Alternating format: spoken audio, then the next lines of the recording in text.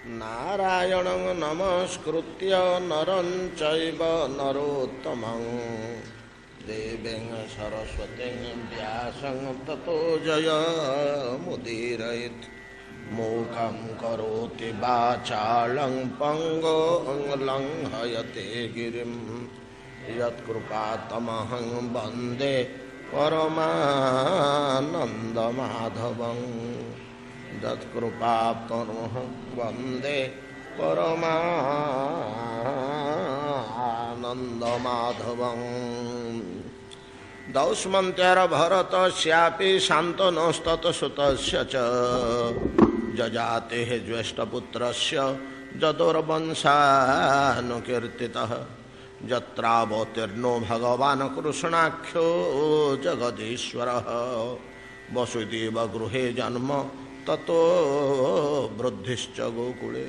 तस्य कर्माण्यपाराणि कीर्तितानि सुरद्विषः पूतनासु पयः पानं शकटोच्चाटनं शिशुः तृणावर्तस्य निष्पेषस्तथैव बकवच्छयोः अघासुरवधू धात्रा वत्सपाला बगूहनं।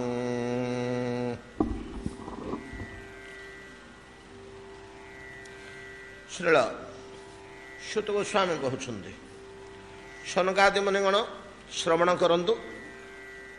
भगवान श्रीकृष्ण पाद तले पतित तत्गर्भजात विश्वाधिपति ब्रह्मांडाधिपति ब्रह्मा विश्वस्रष्टा पाद तले पड़ी स्तव कले नौमिड्यम ते भ्रवपुषे वाक्य पुणी मनरे चिंता कले जे मु किछि भूल कहीदेली कि मु जो शब्द गुड़िक प्रयोग करदेली ये तो सब गुड़िक प्राकृत शब्द भगवान जो विग्रह जार माया मु भेद कर पारे नहीं हेटा कौन प्राकृत कि हेटा तो प्राकृत नुहे।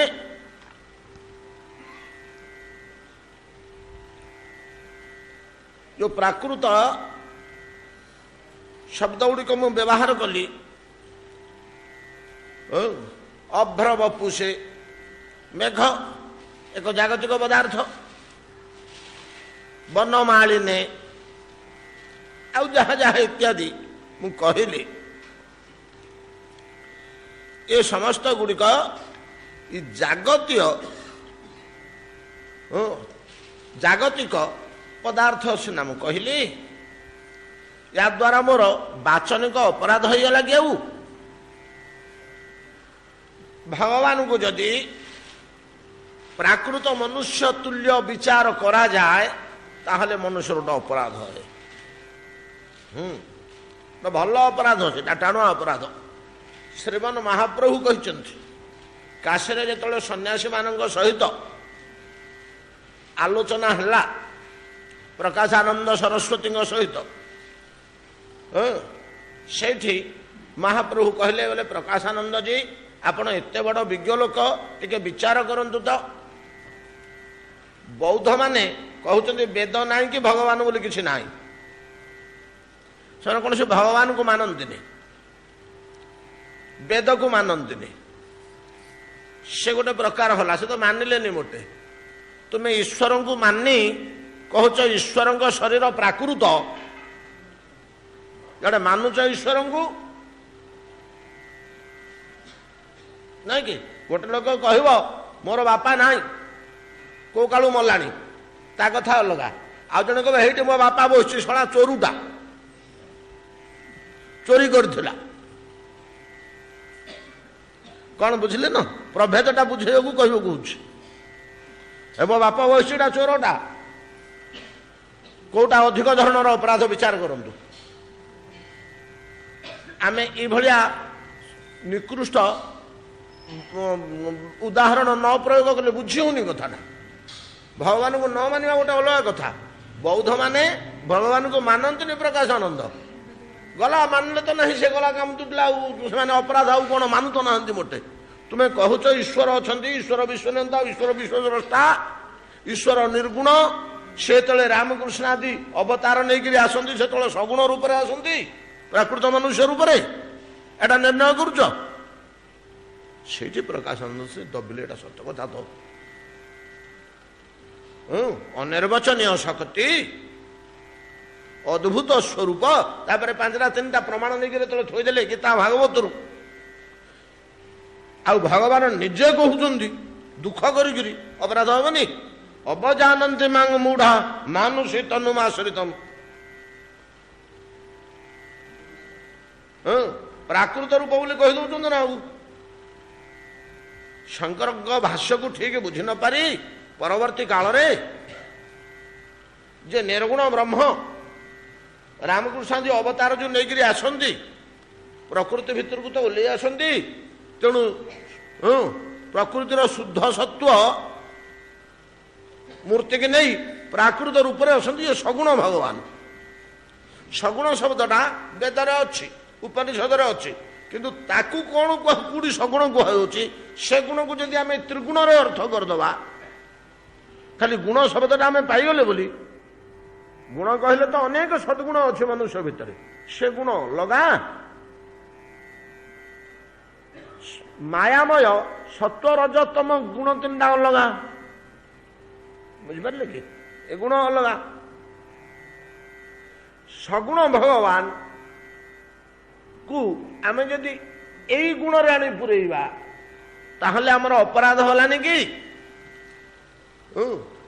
हजारे प्रमाण आम पाइबा जे भगवान माया दूरे करी रहे आ भगवान कहते माया रे तैयारी हेबे नहीं कि धामना स्वेन सदा निरस्त कुहकम महान वाक्य कहले निरस्त कुहकम धामना स्वेन सदा निरस्त कुहकम सत्यं परं धीमहि जे सत्य स्वरूप जे परम स्वरूप ताहंगु धीमहि मु ध्यान करुअछि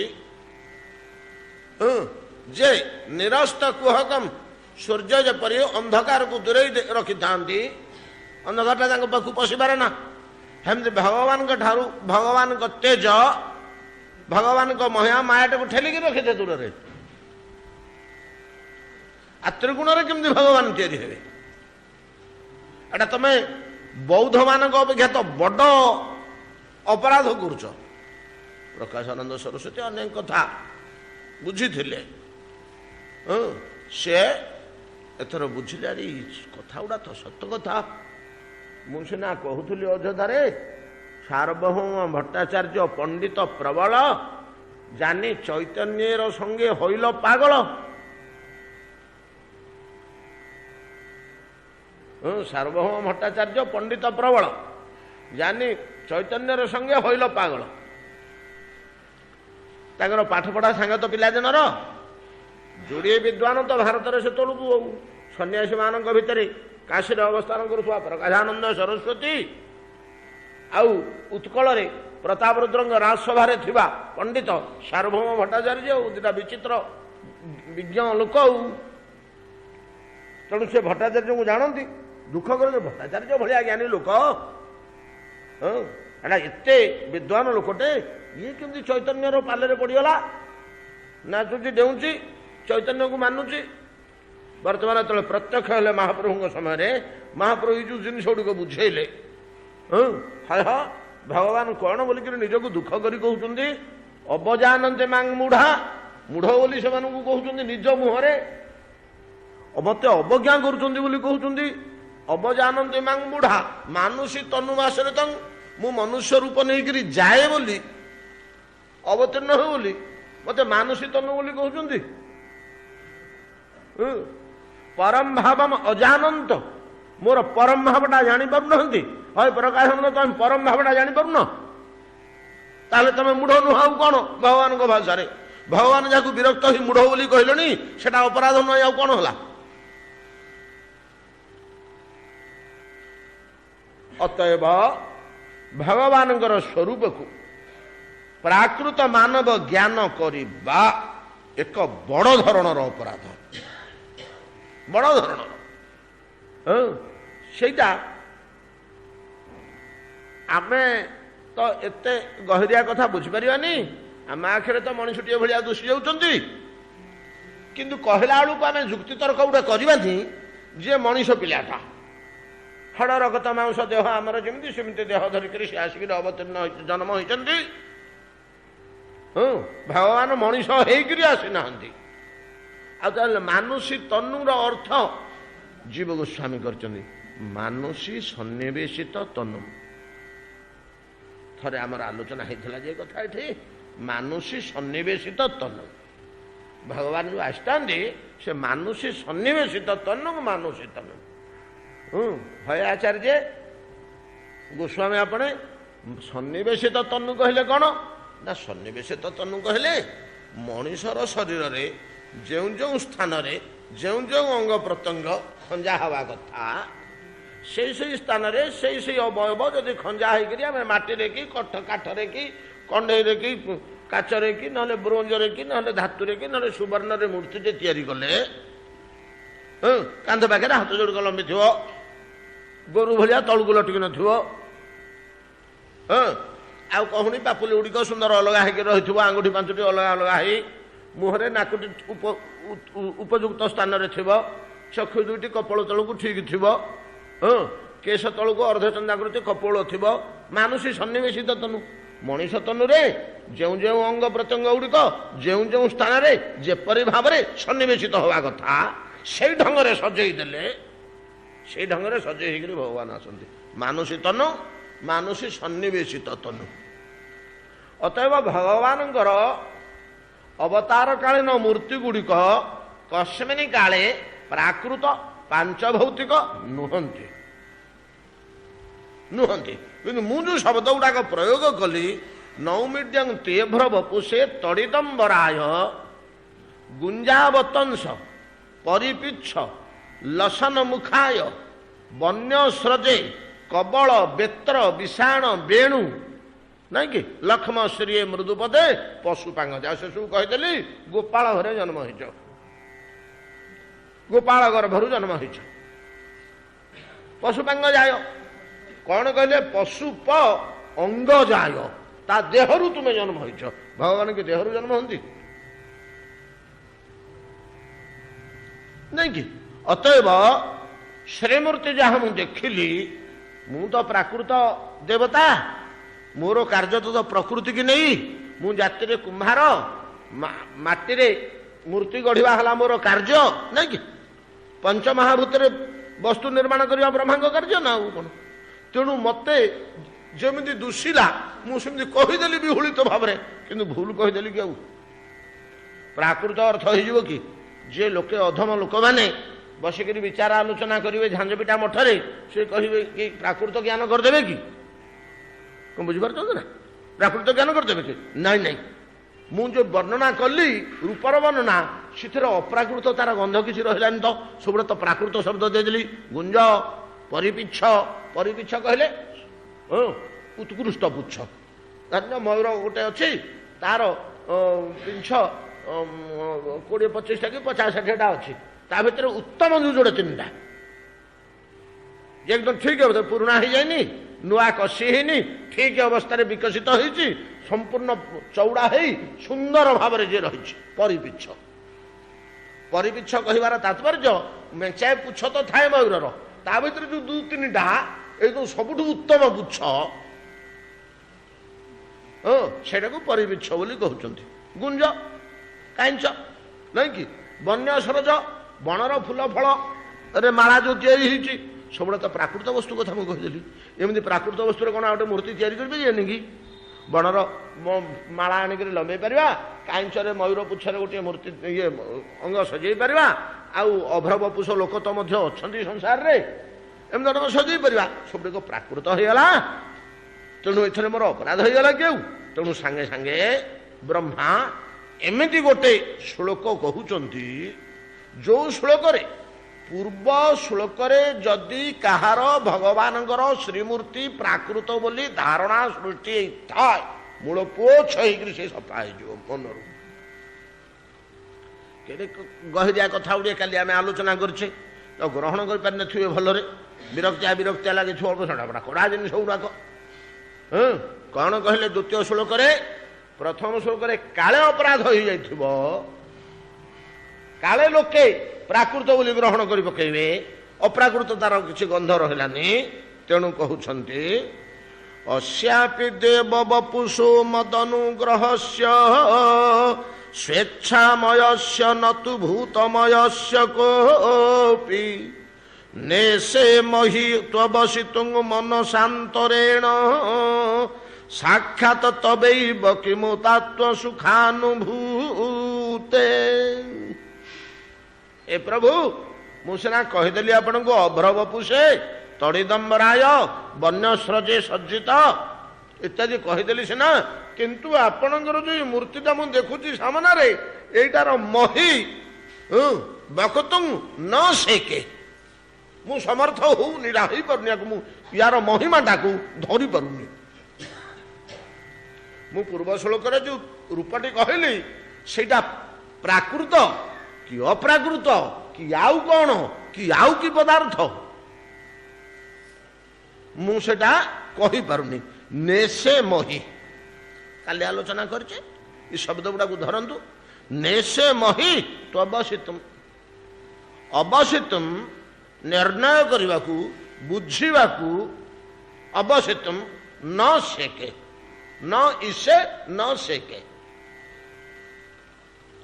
न सेके न शक्यते समर्थ हो पारे आपण से शरीर को भेद करने को बुझा एटा कौन तैयारी जानवाक जमी आम बजार को जाऊे गोटे जिन थुआई बड़ा सुंदर दोषला सहीटा कौन तैयारी हो आम धरी पारूने एटा धातुरे तैयारी कि काठरे तैयारी कि आउ कौन तैयारी करके रंग दे एटा कौन तैयारी किसी जिनिसटा धरी होनी जमी वस्तुटा कौन तैयारी आम धरी पारूने से ब्रह्मा कहते आपण शरीरटा मु ब्रह्मा मु वेदज्ञ वेदगर्भ मु स्रष्टा विश्वनियंता मंत्रमय देह मोर ओ ज्ञानमय शरीर मोर अथच ये शरीरटा आपणकर कौथरे निर्मित कि शरीर एटा निर्णय करने को न ऐसे समर्थ होने मन शांतरीण ना मनरे ना अंतरे मन शांतरेण महामहा जोगी माने बड़ बड़ जोगी माने सुदीर्घ काल कल्प कल्प धरी महासमाधि बसी निर्विकल्प अवस्था को जिते जाती सेटा माने तांकर मन भगवानंकर सच्चिदानंद मूर्ति की किछ किछ स्पर्श करे सच्चिदानंद मूर्ति की किछ किछ स्पर्श करे किपरि स्पर्श करे आपण माने श्रीमद् भगवत गीतार 6 अध्याय को जानतु ध्यान जोगरे आमे केते गुड़िए श्लोक पाइबा शनै शनै रूपरमेद बुद्ध्या धृति गृहीतया धीरे धीरे धीरे धीरे मन को स्थिर कर जोगी ताकू वर्ष वर्ष नहीं जन्म जन्म लगी स्थिर करने को मन को केमिति स्थिर कर तो यथा निबात स्थान रे दीपशिखा नेंगते न इंगते नहीं कि नेंगते यथा पवन नथिबा जगार दीपशिखा जमी स्थिर होकर उठे ठीक से भाया मन को स्थिर करू करू करू एवं तीक्षणीकृत करू करू करू करू करू करू केतबले केमिति से मनटा को गोटे दीप शिक्षा बोल से तीक्षण ही ऊपर उठी जाऊ तीक्षण ही ऊपर उठी जाऊ तीक्षण ही ऊपर उठी जाऊ जो तीक्षण हम तल ऊपर उठी जो हाँ जो स्थूल हो तलू खसीज ସେତେବେଳେ ତୀକ୍ଷ୍ଣ ହେବ, ସେତେବେଳେ ଉପରକୁ ଉଠିଯିବ ମନଟା। ଏମିତି ହେଇ ଉପରକୁ ଉଠି ସମୟ ସେଠି ଟଚ୍ ଟିକେ ଟିକେ ଟିକେ ବ୍ରହ୍ମକୁ ଛୁଇଁ ଦେଉଥିବ, ଟିକେ ଟିକେ ବ୍ରହ୍ମକୁ ଛୁଇଁ ଦେଉଥିବ। ଯେଉଁ ମୁହୂର୍ତ୍ତରେ ବ୍ରହ୍ମକୁ ଛୁଇଁ ଦେବ, ସେ ସବୁଥର ତ ବ୍ରହ୍ମକୁ ଛୁଇଁ ପାରିବନି। ତୀକ୍ଷ୍ଣକୃତ ହେଇ ଉର୍ଦ୍ଧ୍ୱକୁ ଉଠିଲା ବେଳେ ଯେଉଁଥର ଟିକେ ଛୁଇଁ ଦେଉଥିବ, ସେତେବେଳେ ଶରୀରରେ ଅନିର୍ବାଚନୀୟ ଆନନ୍ଦ, ଏକ ପରମ ଚିତ୍କାର, ପରମ ସୁଖ ଯୋଗୀ ଶରୀରର ସର୍ବାଙ୍ଗରେ ଅନୁଭବ କରିବେ। ତଥୈବ ବ୍ରହ୍ମ ସଂସ୍ପର୍ଶମ ଅତ୍ୟନ୍ତମ ସୁଖମ ଅଶ୍ନୁତେ। ୟାକୁ ବ୍ରହ୍ମ ସଂସ୍ପର୍ଶ କୁହାଯାଏ ଯୋଗୀର। ଯୋଗୀ ଯେତେବେଳେ ସମାଧିରେ ବସିଥିବେ, ଗାଢ଼ ଭାବରେ କୁମ୍ଭକରେ ବାୟୁକୁ ରୋଧ କରି କେତେ କାଳ ଧରି ବସିଛନ୍ତି, ସେତେବେଳେ ତାଙ୍କର ମନଟା ବିଚ୍ଛୁରିତ ହେଇ ଚାରିଆଡ଼େ ହେଇକି ରହିଛି। ତ ମନଟା ଆମର ମନଟା ବିଚ୍ଛୁରିତ ହେଇ ଚାରିଆଡ଼େ ରହିଛି। ତ ଯେମିତି ଆଲୋକଟା, ଆମେ ଟର୍ଚ୍ଚର ମୁହଁଟାକୁ ଯଦି ବାହାର କରିଦେବା, ତାର ଆଲୁଅଟା ଯେମିତି ଚାରିଆଡ଼କୁ ବି ଛାଡ଼ି ହେଇଯିବ, ତା ମୁହଁଟା ଲଗେଇଦେଲେ ସେ ଆଲୁଅକୁ ସବୁ ସିଧା କରିକି ସେ ଗୋଟିଏ ଦିଗରେ ଛାଡ଼ିଲା। ଏ 50 ଫୁଟ ପର୍ଯ୍ୟନ୍ତ ପଳେଇଲା ଆଲୁଅ। ତା ଆଲୋକଟା ତୀକ୍ଷ୍ଣକୃତ ହେଇକରି 50 ଗଜ ପର୍ଯ୍ୟନ୍ତ ପଳଉଛି। କିନ୍ତୁ ମୁହଁଟାକୁ ବାହାର କରିଦେଲେ ଚାରିଆଡ଼େ ବିଚ୍ଛୁରିତ ହେଇଯାଉଛି। କିନ୍ତୁ ଆମ ମନଟା ଚାରିଆଡ଼େ ବିଚ୍ଛୁରିତ ହେଇକି ରହିଛି। ଘର ଦ୍ୱାର, ପୁଅ ଝିଅ, ଧନ ସମ୍ପଦ, ସୁଖ ଦୁଃଖ, ହାନି ଲାଭ, ଶତ୍ରୁ ମିତ୍ର, ଏମିତି ବିଚ୍ଛୁରିତ ହେଇକି ଅନନ୍ତ ଭାବରେ ଭାବିତ ହେଇକି ରହିଛି। ଯୋଗୀ କ'ଣ କରୁଛି, ଏ ସଂସାରଟାକୁ ଭୁଲି ଭୁଲି ଭୁଲି ଚାରିଆଡ଼ୁ ସାଉଁଟି ଆଣି ଆଣି ଆଣି ଆଣି ଆଣି ତାକୁ ଯଦି ଗୋଟିଏ ରନ୍ଧ୍ରରେ ଛାଡ଼ିବ, ଆଲୁଅଟାକୁ ଚାରିଆଡ଼ୁ ସାଉଁଟି ଆଣିକି ଯଦି ଗୋଟିଏ ରନ୍ଧ୍ରରେ ଆମେ ଛାଡ଼ିବା, ସେ କେତେ ଗୁଡ଼ିଏ ବାଟ ପଳେଇବ, ନାଇଁ କି? ଯେତିକି ସୁଖ ହେଇଯିବ ସେତିକି ଦୂରକୁ ପଳେଇବ। ସେମିତି ଯୋଗୀ ତାଙ୍କର ମନକୁ ଯେତିକି ଯେତିକି ସ୍ଥିର କରିକି ସ୍ଥିର କରୁଛନ୍ତି, ଏହାକୁ ତ ମୁଁ ସ୍ଥିର କଲେ ସେ ତୀକ୍ଷ୍ଣୀକୃତ ହେଇ ଉର୍ଦ୍ଧ୍ୱକୁ ଉଠି ଯାଉଛି। ଏମିତି ଗୋଟେ ଉଦାହରଣ ମାଧ୍ୟମରେ ବୁଝେଇବାକୁ କହୁଛି। ମନଟା ତ ଦୃଶ୍ୟ ପଦାର୍ଥ ନୁହେଁ କି ପଦାର୍ଥଟେ ନୁହେଁ ଯେ ଆମେ ବତେଇକିରି କହିବା। ତେଣୁ ଆଲୋକ ମାଧ୍ୟମରେ ଏଇଟା କହିବାକୁ କହୁଛି। ବିଚ୍ଛୁରିତ ଆଲୋକକୁ ଆମେ ସାଉଁଟି ଆଣି ଚତୁର୍ଦିଗରୁ ସଂଗୃହୀତ କରି ଗୋଟିଏ ସୂକ୍ଷ୍ମ ସରୁ ଛିଦ୍ରରେ ଛାଡ଼ିଲେ ସେ ଯେମିତି ବହୁତ ଦୂର ପଳଉଛି, ଟର୍ଚ୍ଚ ଲାଇଟ୍ ଗଲା ଭଳିଆ ଆଲୁଅ। ସେମିତିକା ମନକୁ ଯୋଗୀମାନେ ସାଉଁଟି ଆଣି ଗୋଟିଏ ଦିଗରେ ଛାଡ଼ନ୍ତି। ଛାଡ଼ିଲେ ଏଇଟା ତୀକ୍ଷ୍ଣୀକୃତ ହେଇ ବହୁ ଉର୍ଦ୍ଧ୍ୱକୁ ଉଠେ, ବହୁ ଉର୍ଦ୍ଧ୍ୱକୁ ଉଠେ। ତ ଉଠି ସେ ବ୍ରହ୍ମକୁ ସ୍ପର୍ଶ କରେ, ବ୍ରହ୍ମ ନାମକ ପଦାର୍ଥକୁ ସ୍ପର୍ଶ କରେ। ସବୁବେଳେ ସ୍ପର୍ଶ କରେ ନା। ଉପରକୁ ଉଠୁ ଉଠୁ କେତେବେଳେ ଯେ ଟିକେ ତୀକ୍ଷ୍ଣୀକୃତ ଉପରକୁ ଉଠିଗଲା ଧପକରି, ଆଉ ଛୁଇଁ ନେଲା ଅନିର୍ବାଚନୀୟ ସୁଖ, ଆଉ ସେଟାକୁ ବ୍ରହ୍ମ ସଂସ୍ପର୍ଶ କହନ୍ତି। ସୁଖେନ ବ୍ରହ୍ମ ସଂସ୍ପର୍ଶମ ତଥୈବ ବ୍ରହ୍ମ ସଂସ୍ପର୍ଶମ ଅତ୍ୟନ୍ତମ ସୁଖମ ଅଶ୍ନୁତେ। କେମିତି ସୁଖ ହୁଏ ବ୍ରହ୍ମ ସଂସ୍ପର୍ଶଟାରେ? ନା ଜଙ୍ଗଲ ବୁଦ୍ଧ୍ୱା ଚାପରଂ ଲାଭଂ ମନ୍ୟତେ ନାଧିକଂ ତତ ଯସ୍ମିନ୍ ସ୍ଥିतो ଦୁଃଖେନାପି ଗୁରୁଣାପି ବିଚାଲ୍ୟତେ। ଆହେ ଅର୍ଜୁନ, ଯୋଗୀ ଯେତେବେଳେ ଏ ଅବସ୍ଥାରେ ଥାଏ, ଟିକେ ଛୁଇଁ ଛୁଇଁ ଦେଉଛି, 10 ମିନିଟ୍ 15 ମିନିଟ୍ 20 ମିନିଟ୍ ଅଧଘଣ୍ଟେ କରି ଟିକେ ମନ ଛୁଇଁ ଛୁଇଁ ଦେଉଛି, 1000 ଥର ଚେଷ୍ଟା କରୁଛି ଉପରକୁ ଉଠୁଛି, ଥରେ ଟିକେ ଛୁଇଁ ଦେଲା, ସେତେବେଳେ ଯେଉଁ ସୁଖ ହେଇଯାଏ, ସେ ସୁଖରୁ ଯୋଗୀ ସମାଧିରୁ ଉଠିବାକୁ କେବେ ଇଚ୍ଛା କରେ ନା।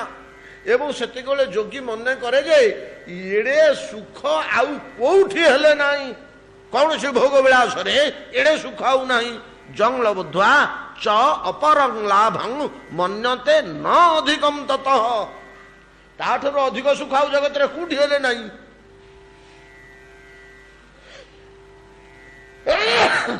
ବ୍ରହ୍ମ ସଂସ୍ପର୍ଶ ଜନିତ ସୁଖ ଆଉ କୋଉଠି ହେଲେ ନାହିଁ।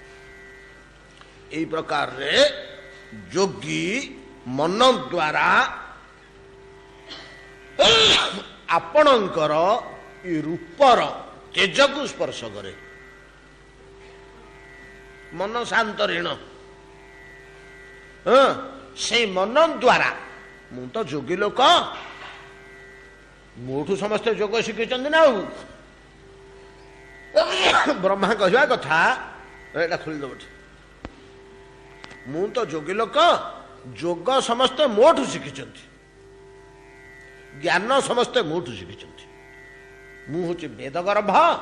ପ୍ରଥମେ ପ୍ରଭୁ ମୋ ମନରେ ବେଦ ସଞ୍ଚାର କରିଥିଲେ, ମୋଠୁ ବେଦ ଶାସ୍ତ୍ର ନେଇ ବେଦ ଶିକ୍ଷା କରି ମୋ ପୁଅମାନେ ଆଗ ମୋ ପାଖରେ ପଢ଼ିଲେ।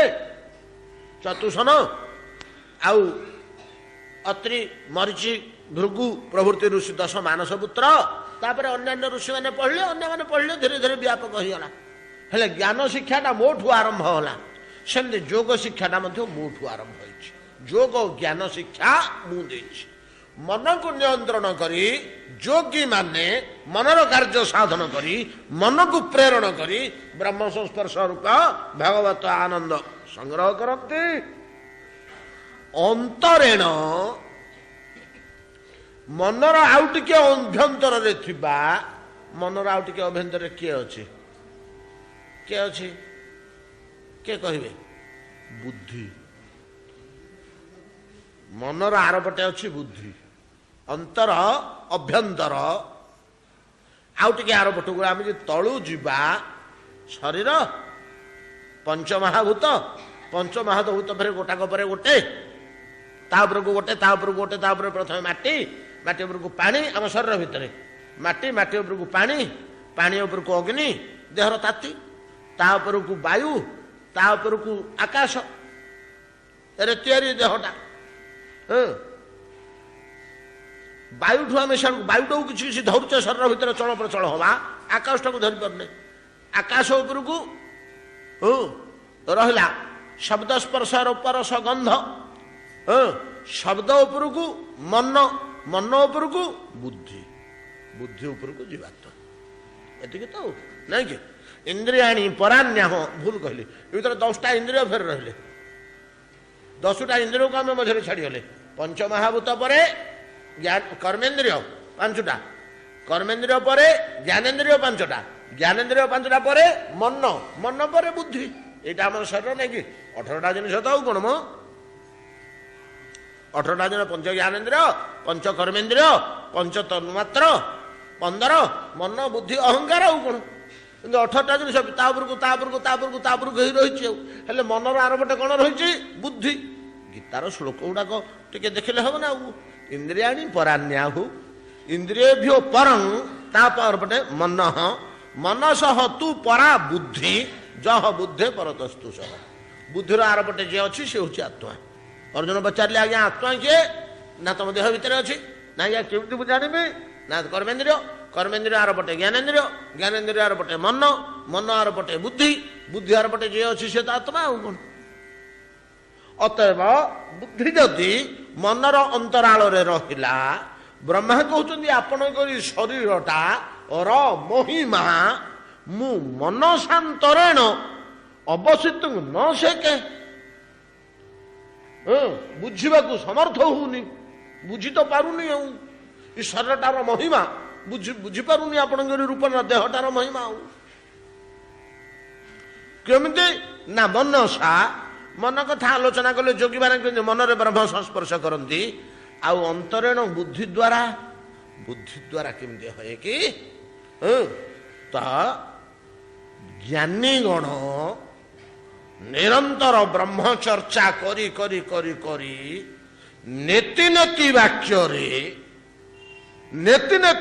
रे गोटे जगार जाई पहुंचती कौटी जाकर पहुंचती नेति नेति वाक्य कहले कौन नेति नेति कहले न इति न इति न इति न इति न इति अरे परम ब्रह्म पदार्थ ध्येय पदार्थ जहाँ को पाइले मुक्त हवा जहाँ को पाइले मुख्य हवा से पदार्थटा कौन रे समुद्र न इति पर्वतटा न इति ये पड़ियाटा न इति ये बालुका राशि न इति ये अरण्य वृक्षलता न इति एमती करी करी करी करी जगत रे जेते पदार्थ अच्छी सबुतक काटिदेला आउ जोटा रहीगला सेटा ब्रह्म कौन बुझिपार सबुतक जागतिक पदार्थ कटिगला आउ जहाँ रहा आज्ञा कौन रहा ना कौन रहा कही हेनी कौन रहा जब कह तो प्रथम सीटा कही से गुड़ा नुह से नेति नेति नेति कर काटिक दुईटा जिनिस को बर्तमान मिशातु गुड़ा तो टे गहिरिया जिनिस गुड़ाक गुड़े दिन तो आमर बसिक ठाकुर गपसप लीला कथा गुड़ा आलोचना है गोटे शुल्कुटे आसी टे कड़ा जिनिस अच्छे जमी आम जोग मार्ग वर्तमान चिंता कले विश्व सर्वत्र पुत्र कन्या धन संपद सुख दुख भल मंद शत्रु मित्र चतुर्दिग विच्छुरित होता मन को चारिआडू साउंटी आनी गोटे गोटे उपरू गोटे गोटे उपरू आनी मन को ऐक केन्द्रित कर ब्रह्म दिगरे प्रेरण कलु मन को कौन बुझीपार धरीपार कथाटा ठीक से भाया नेति नेति वाक्य विश्वर समस्त वस्तु को भूली भूली भूली भूली भूली भूली बुद्धि जो विश्वर समस्त पदार्थ लुप्त हो विश्वर समस्त पदार्थ जो बुद्धि लुप्त हो बुद्धि कौन रहा कौन रहा के जानी सीटा जना पड़नी कौन किंतु विश्वर समस्त जागतिक समस्त वस्तु लुप्त हो सेतबेले जो बुद्धि से बुद्धि रे ब्रह्म को बुझी है धरी है बोधव्यम अतएव मन द्वारा केमती स्पर्श है योगी मान द्वारा ज्ञानी मान द्वारा केपरी बुद्धि साहाय्य ब्रह्म को धरी है ये दीटा कौशल रे ब्रह्मा मास्टर आदि गुरु नहीं कि आदि गुरु समस्त को सी ज्ञान मध्य शिक्षा देचंदी समस्त को सी जोग मध्य शिक्षा देचंदी किंतु प्रभु है आपनकर जो श्री मूर्तिटार पाद तले मु पड़ी जो मूर्तिटा कांदी कांदी अरण्य रे बुलुथिला बाछुरी बाळ को खोजी खोजी जो मूर्तिटा को वर्तमान प्रत्यक्ष रूपे देखुची आखि आगरे ए मूर्तिटा को तुम आदि गुरु हेले मध्य जोगर ज्ञानर जौगिक मनोवृत्ति बल रे किंबा बौद्धिक ज्ञानर वृत्ति बल रे मु आपणकर शरीर को धरी पारु नाही ये शरीर किपरि तैयारी होइछि कोथरे तैयारी होइछि या शक्ति केते या महिमा केते मुडा को धरी पारु नाही नैसे मही अवसितं मनसांतरेण बुझी पारले तो मनसा मन द्वारा मु जोगर आदि गुरु हेले मध्य मनसा अंतरेण बुद्धि ज्ञानर आदि गुरु हेले मध्य बुद्धि द्वारा आपणकर ए मूर्तिर श्री विग्रहर कृष्ण स्वरूपर महिमा नैसे धरी पारु नाही धरी पारु नाही ताले तुम कौन भावुच हो ब्रह्मा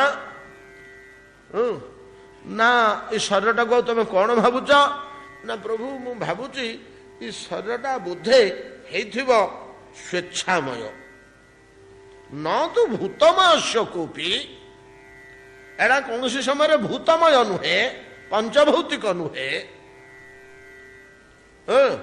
कपि ब्रह्मा हेले मध्य मुझा को धरी पारुनी ब्रह्मा हेले मध्य ज्ञान और जोगर आदि गुरु हेले मध्य जौगिक मन बल बौद्धिक ज्ञान बल मु आपण शरीर महिमा को धरी पारुनी ये मूर्तिदार महिमा को मु धरी पारुनी मु भावुची आपणकर ये शरीरटा बोधे स्वेच्छामय हो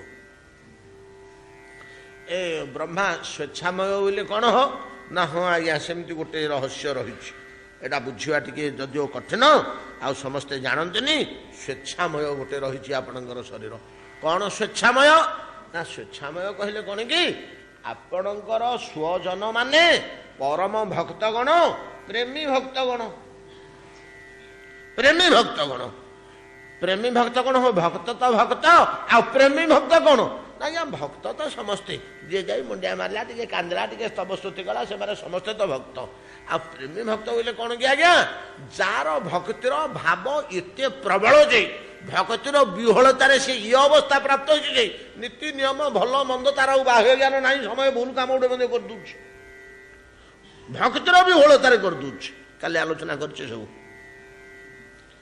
नहीं कि काली सब आलोचना भक्तर विहलतार भूल कम गोटे कर यथा विदुराणी कदली चोपा खुआईदेला कौन जानी शुणिक खुआइले कि अच्छा उलकुनुटा होकर बस केशरे माटी उड़े बोली स्त्री लोकटे द्वारटा तले फिटेदेला स्नान करुला तो विदुराणी कृष्ण जाई डाकिदेले विदुर विदुर ई ध्वनिटा जमी विदुराणीर कान में पड़गला एटा कि वाक्य एटा ब्रह्म मुख विनिर्गत वाक्य नहीं कि परम ब्रह्म मुख विनिर्गत वाक्य भगवान को मुख विनिर्गत वाक्य ई ध्वनिटा अलगा आमर आकाश रे गति करुवा शब्दटा अलगा सेटा अलगा एटा अलगा ଯେମିତି ଦେଖାଯାଉଥିଲେ ମଣିଷ ଶରୀର ମଧ୍ୟ କୃଷ୍ଣଙ୍କ ଦେହଟା ଅଲଗା, ଆମ ଦେହଟା ଅଲଗା ନାଇଁ କି? ସେମିତି ଧ୍ୱନି ତତ୍ତ୍ୱରେ ମଧ୍ୟ ଆମର ଆକାଶରେ ଯେଉଁ ଶବ୍ଦ ଚଳପ୍ରଚଳ ହେଉଛି, ମେଘ ଘଡ଼ଘଡ଼ି ଆରମ୍ଭ କରି ଝରଣାର କୁଳୁକୁଳୁ ତାନ ପର୍ଯ୍ୟନ୍ତ, ଇଏ ଶବ୍ଦ ଗୁଡ଼ାକ ଅଲଗା।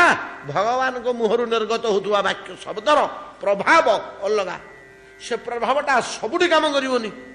ଗୋଟେ ଏଡ଼େ ବଡ଼ ଚୁମ୍ବକ ମୁଣ୍ଡାଟେ ଆଣିକିରି ଆମେ ଥୋଇଲୁ ଯେ ଏଇଠି, ସେଠି ଗୋଡ଼ି ଉଡ଼ିଏ ପଡ଼ିଥିଲା, କାଠ ଗୁଣ୍ଡ ଉଡ଼ିଏ ପଡ଼ିଥିଲା, ବାଲି ମେଞ୍ଚେ ଥୁଆ ହେଇଥିଲା, କାଗଜ ଅଳିଆ ଗଣ୍ଡେ ପଡ଼ିଥିଲା, ଲୁହା କଟା ଗଣ୍ଡେ ଥିଲା।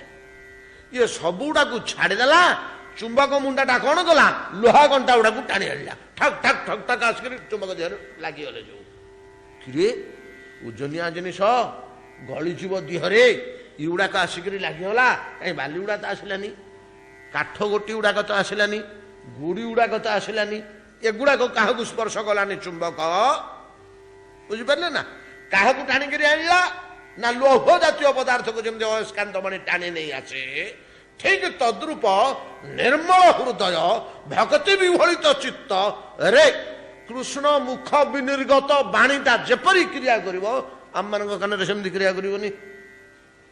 ଆମ କାନରେ ତ ମଇଳା ଭର୍ତ୍ତି ହେଇଛି ନା, ସେଇଠି ତ ଦୂଷିତ ହେଇ ଫେରି ଆସିବ ବ୍ରହ୍ମବାଣୀ।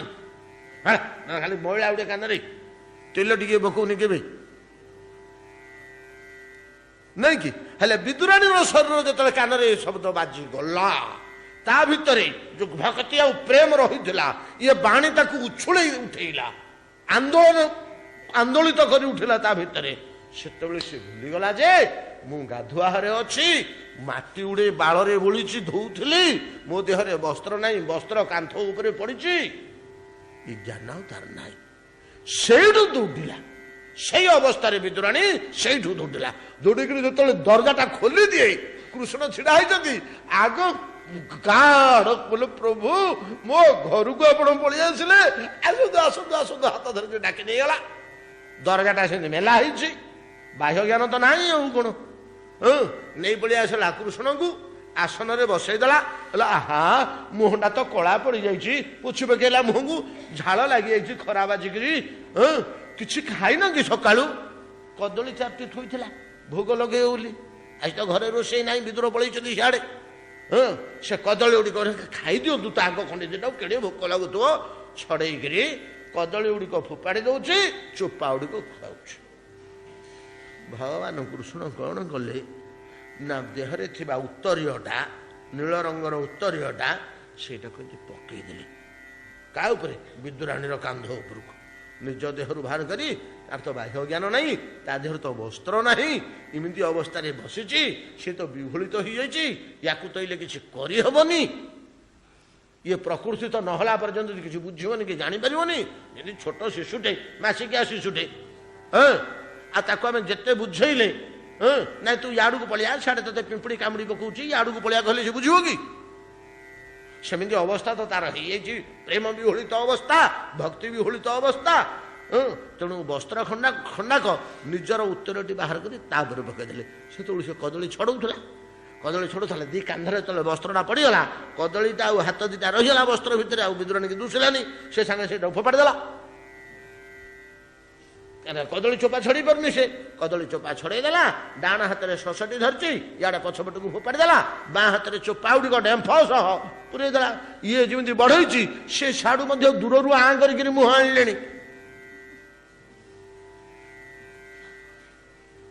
ହେଲେ ହଇହ ପ୍ରଭୁ, ବିଦୁରାଣୀର ଜ୍ଞାନ ନଥିଲା ପ୍ରେମ ବିହଳରେ, ତମର ଜ୍ଞାନ ନଥିଲା କି?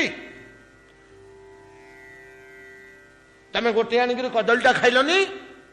ସେ ଚୋପା ବଢ଼ଉଛି ବାଁ ହାତରେ, ତମେ କେହି ଆଁ କରିକିରି ସିଏ ହାତ ତାର ଛଇଁଚି ଆସିଲା ବେଳକୁ ତମ ମୁହଁ ଫୁଟେଇ ଗଲାଣି। ଏତିକି ବେଳେ ଆସିଲେ ବିଦୁର, ଦରଜା ତ ମେଲା, ଘର ଭିତରକୁ ବସିଗଲେ। ଦେଖିଲେ ଯେ କୃଷ୍ଣ, ସେ ଖବର ପାଇଲେ ସେଠି। ସାତ୍ୟକ କୃତବର୍ମା ଯାଇକିରି କହିଲେ, ସେ ତ ଦାୟିତ୍ୱରେ ଅଛନ୍ତି କୃଷ୍ଣଙ୍କୁ ଶୁଭାଗମନ ନିମନ୍ତେ, ସ୍ୱାଗତ କରିବା ନିମନ୍ତେ।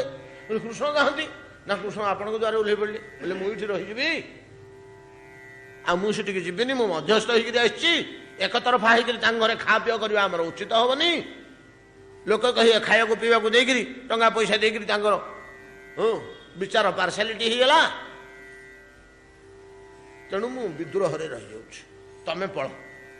जमी विद्रोह खबर शुणिले जे मो घरे जाकर पहुँचले मो घर तो किसी साजा नहीं कि सजा नहीं कि किसी नहीं मुझे आसिक 2 दिन है इे बसची आ विद्रोहाणीटा तो अधा पागली दुडिले घर को दुडिले को ये पाला आसिक घर भर पशि जाती ये पाला देखिले ये पाला जमी देखिले विद्रोह तो कथा बुझीपारे ये कुस्तर कार्य ये चली ये 2 जन भगत भगवान कौ स्तर अच्छा सेटा को बुझीपारे लंब ही विदुराणी पादरे पड़गले भगवान को छाड़ी देगी आज्ञा ता कार्य देखु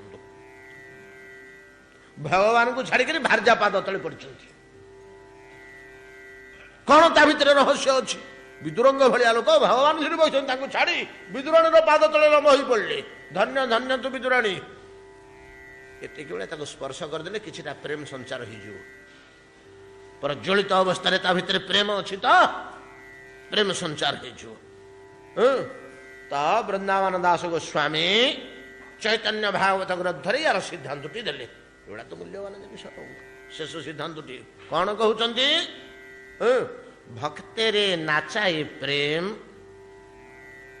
कृष्ण रे नाचाए जगत नाचाए प्रेम आपनी नाचाए प्रेम एमती गोटे पदार्थ भक्त को नचई दिए ता साथरे भगवान को नचई दिए जे देखिला ताकू नचई दिए निजे नाचु थाए ये हला प्रेमर लक्षण ये भलिया भक्त मान को कहा जाए प्रेमी भक्त ये प्रेमी भक्त माने वेद विधि नियम समय समय अज्ञातरे लंघन कर जाती विदुराणी लंघन कला एमती लंघन कर जाती प्रभु हे ब्रह्मा कहते ये भलिया गोटे भक्तुटे जदि केते बेले तंग भक्ति जोग परिभावित हृतु सरोज आस्ते श्रुते क्षित पथ ननुनाथ पुंसांग जत जत धियात उरुगाय विभावयन्ति तत तत बपु प्रणय से तदनुग्रहाय ये भलिया प्रेमी भक्तटे जदि केते बेले आपण को दर्शन करने भावी देला से जो भावना जो भलिया मूर्ति आपणकर कल्पना कला तार कल्पना अनुसार गोटे मूर्ति धारण करी सी भाविला भलिया जो मूर्तिर भावना सी करुच्ची से भलिया मूर्ति धारण करी आपण ता सामने छिड़ा हंती सेटा होची स्वेच्छामय तनु सेटा होची स्वेच्छामय तनु केते केते भक्तंग आगरे केते केते मूर्तिमान होइकरी आपण छिड़ा न होइचंती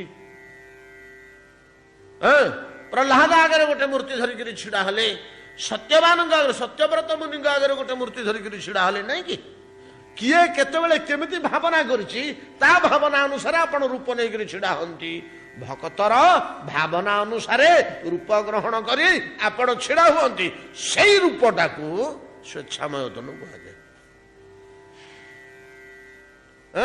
अश्यापि देव वपुष मदनुग्रह से शरीरटा परम भक्त सामना रे जो रूपटी आपणकर प्रकाश पाए तार भावना अनुसार से मूर्तिटा हूँ आपणकर अनंत कोटि ब्रह्मांडर अनंत कोटि अवतार मानकर अनंत शिव ब्रह्मांकर अनंत वैकुंठेश्वर नारायण मानकर मूल मूर्ति से मूर्तिटा भक्त मान पाखे जा पहुंचे यहाँ से मूर्ति है प्रभु यहाँ से देह ये देहरे विलक्षण कौन हो ब्रह्मा ये देह आउ से तम देह आउ मोर ये देह भक्त आगे प्रकाशित हवा स्वच्छामय देह भितर कौन प्रभेद अच्छी ना हाँ प्रभु प्रभेद अच्छे ना प्रभेद अच्छे मुड़ाक सीना एत जाने मु तो ज्ञानी लोक आ जोगी लोक मु तो भावुक लोक नुहे एत सीना मुड़ाक जानी प्रभु आउ टिके टिके शुणी ना क्या पाखे शिव पाखे बसिक टिके टिके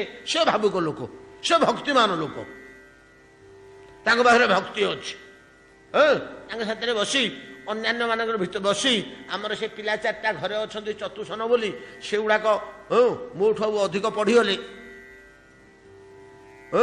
तो से पिला गुड़ाक समय समय आलाप आलोचना करती मुझा शुणी जे ये साधारण रूप एवं आपणकर चिन्मय रूप स्वच्छमय रूप भितर गोटे प्रभेद अच्छी गोटे विलक्षण अच्छी कौन विलक्षण अच्छी ओ ब्रह्मा ना विलक्षण अच्छी कौन कि आज्ञा आमर ई शरीर रे गोटे गोटे अंग गोटे गोटे काम करिवे पाद केवल चलिबो ହାତ କେବଳ ଆଦାନ ପ୍ରଦାନ କରିବ, କାନ କେବଳ ଶ୍ରବଣ କରିବ, ଚକ୍ଷୁ କେବଳ ଦର୍ଶନ କରିବ, ଜିହ୍ୱା କେବଳ ବାକ୍ୟ ଉଚ୍ଚାରଣ କରିବ, ଚର୍ମ କେବଳ ଶୀତୋଷ୍ଣ ମାରିପାରିବ, ନାଇଁ କି? ଗୋଟିଏ ଗୋଟିଏ ଅଙ୍ଗ ଗୋଟିଏ ଗୋଟିଏ କାମ କରିବେ। କିନ୍ତୁ ସ୍ୱେଚ୍ଛାମୟ ତନୁ ଯୋଉଟା ଆପଣଙ୍କର ମୂଳ ସ୍ୱରୂପ, ଚିନ୍ମୟ ସ୍ୱରୂପ, ଭାବ ସ୍ୱରୂପ, ସେ ଶରୀରଟା ଆତ୍ମା ବା ଚିତ୍ ପଦାର୍ଥ ବା ଭାବରେ ନିର୍ମିତ ହୋଇଥିବାରୁ ତାର ସବୁ ଅଙ୍ଗ ଗୁଡାକ ସବୁ କାମ କରିବାକୁ ସମର୍ଥ। ବୁଝିପାରିଲେ ନା? ଏଟା ତ ସବୁ କାଲି ଆଲୋଚନା ହେଇଛି, କିନ୍ତୁ ଏଟା ଗୋଟେ ଦିନରେ ଭଲ ମୁଣ୍ଡରେ ବସିବୁନି। କାଲି ଆମେ ହାଉଳି ହେଇକିରି ଖାଲି ମଡେଇ ଦେଲେ। ସବୁ ଅଙ୍ଗ ଗୁଡାକ ସବୁ କର୍ମ କରିବାକୁ ସମର୍ଥ, ସେଟା ହଉଛି ସ୍ୱେଚ୍ଛାମୟ ତନୁ। ହାତରେ ଦେଖି ହବ, ପାଦରେ ଶୁଙ୍ଘି ହବ, ନାକରେ ଶୁଣି ହବ, ଯେ ଖାଲି ଶୁଣି ହବନି, ସବୁ କାମ କରି ହବ। ସବୁ କାମ ସବୁ ଅଙ୍ଗରେ ସମ୍ଭବ। ଅଙ୍ଗର ଯେକୌଣସି ଅଂଶରେ ଯେକୌଣସି ଇନ୍ଦ୍ରିୟ ବୃତ୍ତି ସମାଧାନ କରିହେବ। କଣ ବୁଝିପାରିଲେ ନା? ଇଏ ଭଳିଆ ଗୋଟେ ବୈଲକ୍ଷଣ ଆପଣଙ୍କର ମୂଳ ଶରୀର ଉପରେ ଦେଖାଯାଏ। ସେଇ ଶରୀରଟାକୁ ପ୍ରଭୁ ସ୍ୱେଚ୍ଛାମୟ ବୋଲି କୁହାଯାଏ। ଏବଂ ମଦନୁଗ୍ରହାୟ, କ୍ଷମା ଗୁଣ ଯାହା ପାଖରେ ଥାଏ ତାକୁ ପ୍ରକୃତି ବା ପରିବେଶ ବା ଭଗବାନ କ୍ଷମତା ଦିଅନ୍ତି। କ୍ଷମତାରେ ରହିବା ପାଇଁ ସେ ଲୋକ ଯୋଗ୍ୟ, ଯେ ଅନ୍ୟମାନଙ୍କୁ କ୍ଷମା କରିପାରେ। ସତ କଥା କହିଲେ, ମୁଁ ତମକୁ କୋଉ ବାଟେ ଅନୁଗ୍ରହ, ତମେ ତମର ପାଖରେ ଭୁଲ କଲ, ମୋ ବାଛୁରୀ ବାଳକ ନେଲ, ମୁଁ ତମକୁ ଦଣ୍ଡ ଦେବା କଥା। ଆଉ ମୁଁ ଅନୁଗ୍ରହ କରୁଛି ବୋଲି କଣ କହୁଛ? ମତେ ମୂର୍ତ୍ତି ଦେଖେଇକିରି ତମକୁ ଅନୁଗ୍ରହ କଲି ବୋଲି, କୋଉଠି ମୁଁ ତୁମକୁ ଅନୁଗ୍ରହ କଲି? ମୁଁ ତୁମକୁ ଦଣ୍ଡ ଦେବା କଥା। ତମେ ମୋର ଭୁଲ କରିଛ, ମୋ ଆଗରେ ଗୋଳମାଳ କରିଛ, ବଦମାସି କରିଛ, ତମ ମାୟା ପ୍ରୟୋଗ କରିଛ। ଆଉ ମଦନୁଗ୍ରହ ସେ ବୋଲି ସବୁ ଦୁଟେ କାହିଁକି ଲଗେଇଲ ସେଥିରେ? କୋଉଠି ମୁଁ ତୁମକୁ ଅନୁଗ୍ରହ କଲି? ନାଇଁ ପ୍ରଭୁ, ମତେ କଣ ଆପଣ ଏବେ ଅନୁଗ୍ରହ କଲେ ବୋଲି ମୁଁ କହୁଛି କି? ପୂର୍ବେ ମତେ ଅନୁଗ୍ରହ କରିଥିଲେ। ତୁମକୁ କେବେ ପୂର୍ବେ ଅନୁଗ୍ରହ କରିଥିଲି ହୋ? ମନେ ପକେଇଲ ନା? ହଁ ଆଜ୍ଞା, ଆପଣ ମନେ ପକାଉନାହାନ୍ତି? ମତେ ଗୋଟେ ଥର ଅନୁଗ୍ରହ କରିଥିଲେ ନା? ନା କେତେବେଳେ? ନା ଯେତେବେଳେ ପଦ୍ମ ଉପରେ ମୁଁ ବ୍ୟାକୁଳ ହଉଥିଲି, ଜଗତ ସୃଷ୍ଟି କରିପାରୁନଥିଲି, ମୋ ଅନ୍ତଃକରଣ ଭିତରେ ଗୋଟେ ଭାବ ଆସୁଛି, ବିଶ୍ୱ ସୃଷ୍ଟି କରନ୍ତି, ବିଶ୍ୱ ସୃଷ୍ଟି କରନ୍ତି, ବିଶ୍ୱ ସୃଷ୍ଟି କରନ୍ତି, କିନ୍ତୁ ବିଶ୍ୱଟା କେମିତି ହବ, କଣ ହବ? ନାଇଁ କି? ଜଣେ ଲୋକ ବ୍ୟାକୁଳ ହଉଛି, ଭଲ ପ୍ୟାଲେସ ଭଳିଆ ଘରଟେ ତିଆରି କରନ୍ତି, ଏକଦମ ରାଜନଗର ଭଳିଆ ଗୋଟେ ଘରଟେ ତିଆରି କରନ୍ତି, ବିକଳ ହଉଛି, ବ୍ୟାକୁଳ। କିନ୍ତୁ ଘରଟେ ତିଆରି କରିବା ପାଇଁ ଯୋଉ ଯୋଉ ପଦାର୍ଥ ଦରକାର, ଲୁହା ଦରକାର, ବାଲି ଦରକାର, ସିମେଣ୍ଟ ଦରକାର, ଗୋଡି ଦରକାର, କାରିଗର ଦରକାର, ମିସ୍ତ୍ରୀ ଦରକାର, ହଡ଼ା କୋଉଠୁ ଆଣିବି? ହଡ଼ା ତ କିଛି ନାହିଁ କୁଆଡେ। ଏମିତି ଅବସ୍ଥାରେ ମୁଁ ପଢିଥିଲି। ସେତେବେଳେ ଆପଣ ମତେ ଯୋଉ ଜ୍ଞାନ ପ୍ରଦାନ କଲେ ପଦ୍ମ ଉପରେ ବସି, ମୁଁ ସେତେବେଳେ ବୈକୁଣ୍ଠ ଦର୍ଶନ କଲି। ବ୍ରହ୍ମା ବୈକୁଣ୍ଠ ଦର୍ଶନ କରିଛନ୍ତି। ମୋ ଆଗରେ, ଆଖି ଆଗରେ ଆପଣ ବୈକୁଣ୍ଠର ପ୍ରକାଶ କରାଇଲେ, ଦିବ୍ୟ ନାରାୟଣ ମୂର୍ତ୍ତି ଆପଣଙ୍କର ଦର୍ଶନ କରାଇଲେ। ଦର୍ଶନ କରେଇକିରି ପ୍ରଭୁ ସେତେବେଳେ ମତେ କିଛି ଶିକ୍ଷା ଦେଇଥିଲେ। ସେ ଶିକ୍ଷାଟା ବେଶୀ ନୁହଁ, ଅଳ୍ପ ଟିକିଏ ପାଠ, ମାତ୍ର 4ଟି ଶ୍ଲୋକ। ତାକୁ ଗାଁ ଲୋକେ, ମର୍ତ୍ତ୍ୟର ଲୋକେ ଚତୁଶ୍ଲୋକୀ ଭାଗବତ ବୋଲି ଆଜିକାଲି କହୁଛନ୍ତି। ସେ 4ଟି ଶ୍ଲୋକରେ ମତେ ଯୋଉ ଜ୍ଞାନ ଆପଣ ଦେଇଥିଲେ, ସେଇ 4ଟି ଶ୍ଲୋକ ହିଁ ମୋ ପ୍ରତି ଅନୁଗ୍ରହ। ସେଇ 4ଟି ଶ୍ଲୋକ ହିଁ ମୋ ପ୍ରତି ଅନୁଗ୍ରହ। ମୋ ପ୍ରତି ଯୋଉ ଅନୁଗ୍ରହ ଆପଣ କରିଥିଲେ ପୂର୍ବେ, 4ଟି ଶ୍ଲୋକ କହିଥିଲେ, ତା ଭିତରୁ ପ୍ରଥମ ଶ୍ଲୋକଟିରେ ଆପଣଙ୍କର ନିଜ ସ୍ୱରୂପ କଥା କହିଥିଲେ, ନିଜ ଦେହ, ନିଜ ଶରୀର କଥା କହିଥିଲେ। ମୋର ମନେ ଅଛି, ମୁଁ ଘୋଷି ଦେଇଛି ଆଜ୍ଞା ସେ 4ଟା ଶ୍ଲୋକ। ଆଉ ବ୍ରହ୍ମା କହିଲେ, କଣ କହିଥିଲି ହୋ ବ୍ରହ୍ମା? ଟିକେ ମନେ ପକେଇଲ, କେତେବେଳେ କଣ କହିଥିଲେ ତମର ମନେ ପଡୁନି? ନା ପ୍ରଭୁ, ମତେ ଆପଣ ସେତିକି ବେଳେ କହିଥିଲେ, ଅହମ ଏବ ଆସନ ଏବ ଅଗ୍ରେ ଯତ ନାନ୍ୟତ କିଞ୍ଚିତ ଜଗତ୍ୟାଙ୍ଗ ଜଗତ ପଶ୍ଚାତ ଅହମ जो बशिष्येत सोऽस्म्यहम्। बड़ जटिलिया श्लोक। ई श्लोक भगवान कही ब्रह्मा को अहम एव आसन एव अग्रे नान्यत किंचित जगत्यांग जगत न अन्यत किंचित जेतेबेले न अन्य किछि किछि हेले नथिला केबे ना अग्रे अग्रे कहिले विश्व सृष्टिर पूर्वरु आगरु बुझे अग्रे अहम एव आसन एव अग्रे अग्रे विश्वर पूर्वरु सृष्टि हबार पूर्वरु अहम एव मु केवल थिली हो ब्रह्मा एवं वर्तमान ये अनंत विश्व ब्रह्मांड जो निर्माण हो जाइए ये सबुड़ाक भितरे मु अच्छी मु या धरिकी रखी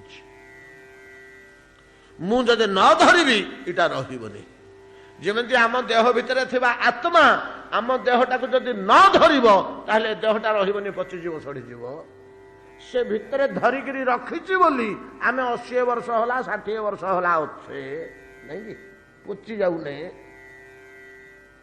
सड़ी जाऊने बेस भल अच्छे चलुचे बुलुचे खाऊचे गप सप हस खुशी सब करुचे देहटा अच्छी से आत्मा जी भितर धरिकी रखी से जदि छाड़ी चलीज ताहले 2 दिन आम पची सड़ीकी पानी फाटी जा नष्ट हो जा जमी आम देहटा को आम आत्मा धरी सेमती अनंत विश्व ब्रह्मांड टाकू भितर मु धरी बोली इटा अच्छी ना ना तुम पची सड़ीकी पानी फाटला भाया ये विश्वटा मध्य मिल जाता मु भितर पशिक धरी बोली एटा अच्छी अत पूर्वे मु थेली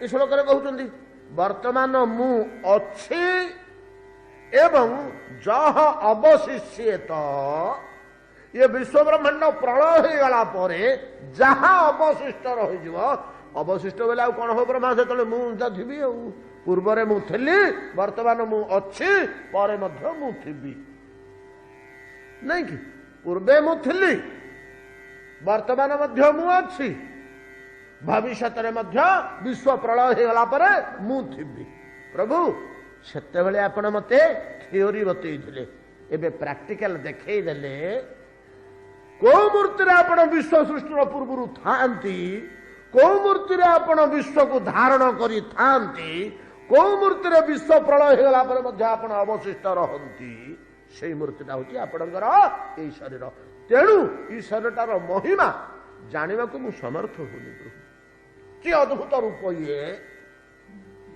बुझी पारले ना एई बाटरे मु भाबुची जे मदनुग्रह रूप ये अश्यापि देव बपुष मदनुग्रह स्वेच्छामय मदनुग्रह ये मदनुग्रहाय नुहे मदनुग्रह मते जो अनुग्रह करथिले इमिति पर गोटे रूप अच्छी हो ब्रह्मा बोली से रूपटा प्रभु मत आप देखले कि मु भावुची चतुर्श्लोकी भागवतर प्रथम श्लोक जो रूप कथा मत शिक्षा देते विश्वर पूर्वर मु थाए विश्व को अभ्यंतर अदृश्य भाव में धरी थाए विश्व प्रलय होगा मु बड़का रहे आपण ए रूप रहते से रूपटी वर्तमान आपण वृंदावन लीला मत दर्शन करेंगे एमती नाना प्रकार कथा कहते श्लोक आउरी केतक कथा अच्छी आसंता काली ताकू आलोचना करवा।